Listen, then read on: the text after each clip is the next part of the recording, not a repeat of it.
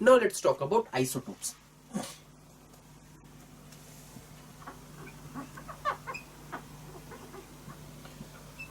The atoms with same atomic number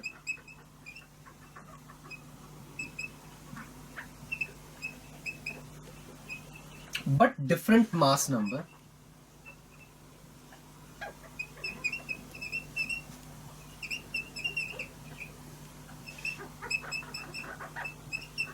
are called isotopes.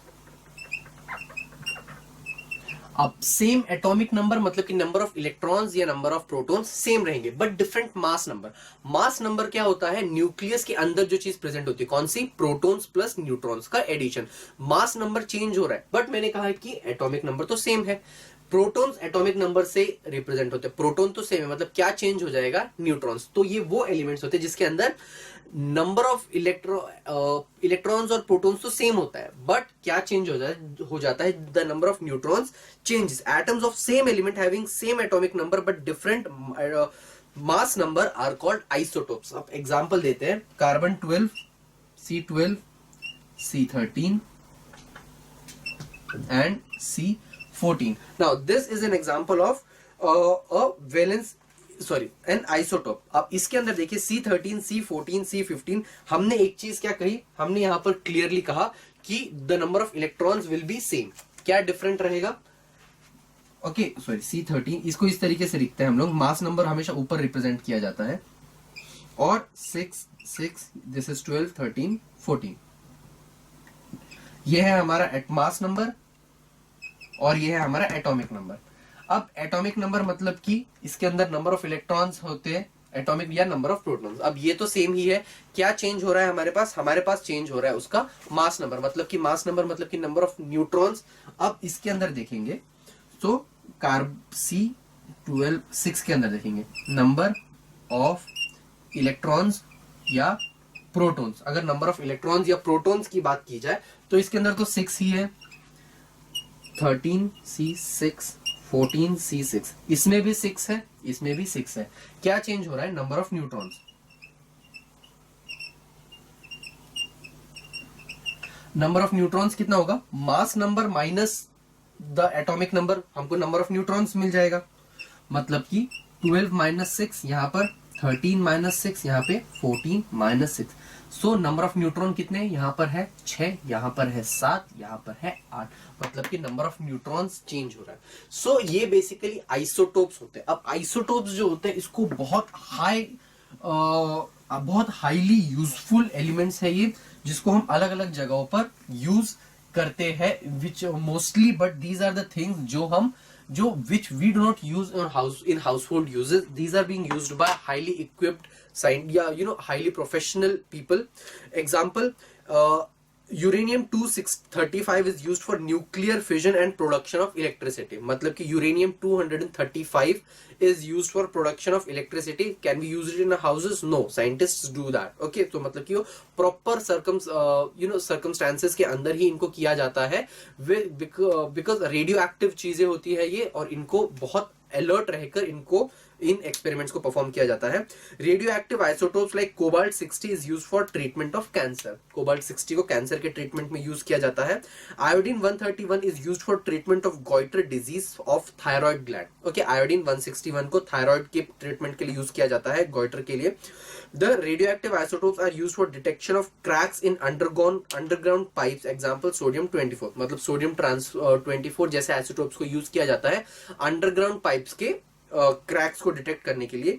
Radio active isotopes are used for food preservation from microbes को kill करने के लिए और food को preserve करने के लिए भी आइसोटोप्स का यूज किया जाता है. Radio active isotope C14 is used for determining the age of archaeological objects को की एज को डिटेक्ट करने के लिए भी radio active substances the isotopes are being used. Now let's see what are nuclear reactors.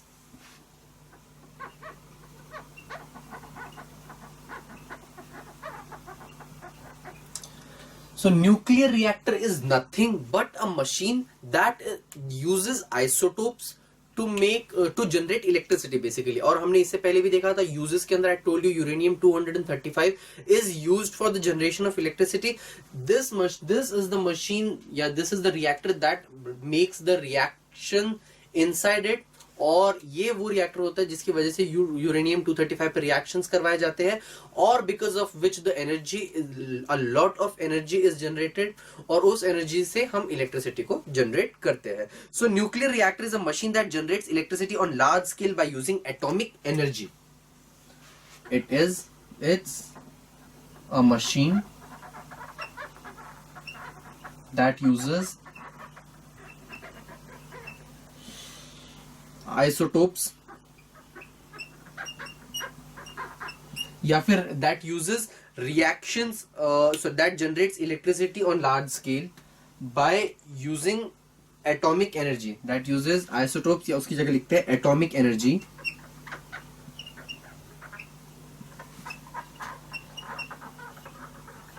For large scale generation of electricity।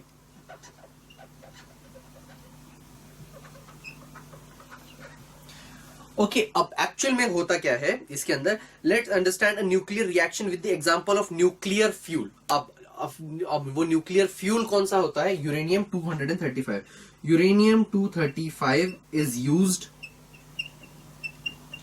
As a nuclear fuel. ठीक है, इसके अंदर यूरेनियम 235 को यूज किया जाता है as a nuclear fuel. On bombardment with slow speed of neutron, the nucleus of isotope uranium 235 undergoes nuclear fission to form nuclei of two different atoms, krypton and barium। so basically क्या होता है, कुछ neutrons को strike करवाया जाता है, bombard करवाया जाता है यूरेनियम 235 के ऊपर। सो यूरेनियम 235 के ऊपर न्यूट्रॉन को हम बॉम्बार्ड करवाते हैं, न्यूट्रॉन 1 and 0, और यूरेनियम 235 एंड इसका एटॉमिक नंबर होता है 92। अब इस बॉम्बार्डमेंट की वजह से ये बन जाता है, हमने एक न्यूट्रॉन ऐड करा दिया, मतलब मास नंबर चेंज हो जाएगा, मतलब ये हो जाता है 236 यूरेनियम 92। अब ये जो है ये दो चीजों के अंदर ब्रेक होता है, and those two elements are krypton 92 and barium 141। ठीक है, ये किसके अंदर ब्रेक होता है? क्रिप्टन एंड बेरियम के अंदर, and along with it a large energy is generated, barium 141 and krypton 92, and along with it a large number of energy is generated on along with 2-3 neutrons. और इसके साथ क्या निकलता है? 2 to 3 न्यूट्रॉन्स इसके साथ निकलते हैं, 3 न्यूट्रॉन्स, 2 भी हो सकते हैं वो। ठीक है, on this way chain reaction nuclear fusion takes place, a large amount of nuclear energy is released during a chain reaction of fusion, the chain reaction is kept under control to prevent probable explosion। ठीक है, अब मतलब कि ये जो reaction है ये इतना स्ट्रांग होता है that there are strong possibility of explosions, because of which we need to do it in controlled manner only, to make sure that the reaction takes place under controlled manner. A moderator and a controller is used. Now what is a moderator? Graphite or heavy water is used as moderator for reducing the speed of neutrons। moderator मतलब कि graphite और hard water is used to control the speed of neutron. It acts as a moderator। Moderator मतलब किस चीज को moderate करता है, वो कंट्रोल करता है, पैसिफाई करता है the speed of neutron. And controller to reduce the number of electrons by absorbing them number of neutrons by absorbing them, rods of boron, cadmium and beryllium etc. are used as controller by absorbing the number of electrons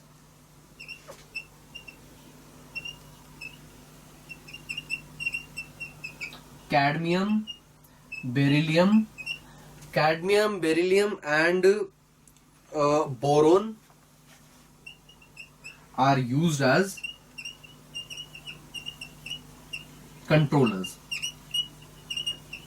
अब इन दोनों का काम क्या होता है, moderator and controller का? These two make sure that the reaction is not over aggressive and it always takes place under a controlled manner.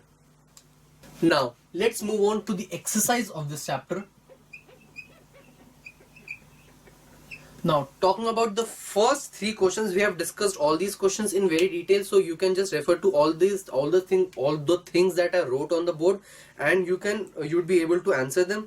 Moving on to the fourth one, there are all the diagrams that you need to do, तो वो आप text book से easily देख सकते हो. Fifth question की तरफ हम लोग आते हैं, fill in the blanks. Okay, fifth question है हमारा, फर्स्ट है हमारा, electrons, protons, neutrons are the types of dash in an atom. ठीक है, तो इलेक्ट्रॉन्स, प्रोटॉन्स एंड न्यूट्रॉन्स क्या होते हैं? दे आर सब एटॉमिक पार्टिकल्स. एटम के अंदर जो सब पार्टिकल्स होते हैं उसे हम कहते हैं subatomic particles. And electron carries a dash charge. Electron में एक नेगेटिव चार्ज होता है. The electron shell dash is nearest to the nucleus. Electron shell के अंदर के जो होता है वो नियरेस्ट होता है न्यूक्लियस के. The electronic configuration of magnesium is 282. From this is understood that the valence shell magnesium is, ठीक है, from valence shell magnesium is, valence shell कौन सा हुआ? थर्ड वाला शेल, 282. थर्ड शेल कौन सा हुआ? M, तो वो हमारा वैलेंस शेल हो जाएगा. The valency of hydrogen is 1 as per the molecular formula H2O. Therefore, valency of Fe turns out to be dash as per the formula Fe2O3. तो मतलब कि उसके हिसाब से जो वैलेंसी ऑफ आयरन होगी वो Fe2O3. क्यों? ऑक्सीजन कितने? 3. तो मतलब कि 3 ऑक्सीजन को वो एक्सेप्ट कर रहा है, मतलब कि उसकी वैलेंसी हो जाएगी 3. ओके, सो जितने एटम्स को वो एक्सेप्ट कर रहा होता है, जितने इलेक्ट्रॉन्स को, उतनी उसकी होती है हमारे पास valency. Okay, moving on to the match the pairs. protons are positively charged, electrons are negatively charged, and neutrons are neutral. This was an easy one. Next is हमको फाइंड आउट करना है, डेटम गिवन है और हमको उसके अंदर neutron find out करना है. First is sodium 23 and 11. अब इसके अंदर neutron, number of neutron is equal to atomic mass minus the number atomic number. Atomic mass कितना है? 23 minus 11 which is equal to 12. ये हो गया फर्स्ट वाले का. नेक्स्ट इज मास नंबर हमें फाइंड आउट करना है, मतलब कि 14C6. मास नंबर मतलब कि obviously mass number is number of proton, so sorry, mass number is the one that is here, protons plus neutrons. तो मतलब 14 इज माय मास नंबर, मतलब कि A इज इक्वल टू 14. और third वाले के अंदर प्रोटॉन कितना है? 37Cl17. So number of protons कितने हुए? अब हमको फाइंड आउट करना है नंबर ऑफ प्रोटॉन, मतलब कि दिस, मतलब कि Z is equal to 17. Atom को हमेशा इस तरीके से रिप्रेजेंट किया जाता है, Z कोई भी एटम है और ऊपर इसका A, मतलब this is the mass number, this is the atomic number. Okay, so that is all about all the things that we had to do in this chapter. Please refer to the explanation that I gave while explaining the chapter for answering the question number 1, 2 and 3. It would be very easier.